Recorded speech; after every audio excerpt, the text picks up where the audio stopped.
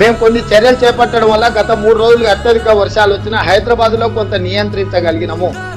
నాలాల encroachment రామ్నగర్లో ఒక్క నాలా encroachment తొలగిస్తేనే Ramnagar area మొత్తం వరదలో మునిగిపోకుండా ఈరోజు ఆ రామ్నగర్ ప్రజల్ని కాపాడగలిగింది. అంటే ఒక్క నాలా తొలగిస్తేనే ఇంత సహాయము జరిగింది.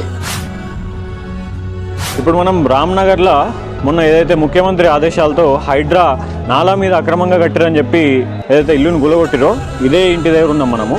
అయితే ముఖ్యమంత్రి గారు గత వారం రోజులుగా అకాల వర్షాలు కురుస్తుంటే దానికి ఎక్స్ప్లెనేషన్గా ఒక ఎగ్జాంపుల్గా ఈ సంఘటన స్థలాన్ని తీసుకొని ఈరోజు హైదరాబాద్ ఎందుకు మునగలేదు, చాలా ప్రదేశాల్లో ఈరోజు రామ్నగర్ వంటి ఏరియాలు ఎందుకు మునగలేదు అంటే నేను మొన్న ఒక ఇల్లు గులగొట్టించిన, ఆ ఇల్లు గులగొట్టించినందుకే ఇవాళ అసలు రామ్నగర్లో సుక్క నీళ్ళు ఆగలేదు, అసలు రామ్నగర్ మునగలేదు అంటుండ్రు. సరే మరి అంతగానము ఇల్లు కులగొట్టి అక్కడ ఏం పనులు చేసిరా అని చూస్తే జస్ట్ కులగొట్టి పోయారు. ఈ కులగొట్టిపోతే ఎట్లా నీళ్ళు ఆగినాయో నాకైతే అర్థమవుతలేదు. అంటే గత ప్రభుత్వాలు చేపట్టిన స్ట్రాటజిక్ నాలా డెవలప్మెంట్ ప్రోగ్రాంలు ఎటుపోయినాయి అంటే అవన్నీ పక్కన పెట్టుకొని ఈరోజు నేను ఒక బిల్డింగ్ గులగొట్టి చేసిన, బిల్డింగ్ గులగొట్టేయగానే ఇక్కడ ఒక్క నీళ్ళు ఆగుతలేవు, అసలు ఏం లేదు, మొత్తం సాఫ్ అయిపోయినాయి నీళ్ళని, ఇదంతా కేవలం నాదే అని చెప్పి క్రెడిట్ తీసుకుంటున్నాడు మన ముఖ్యమంత్రి రేవంత్ రెడ్డి. అంటే ప్రజలను పిచ్చోళ్ళని చేస్తుర్రా ఏం చేస్తారో అర్థమవుతలేదు.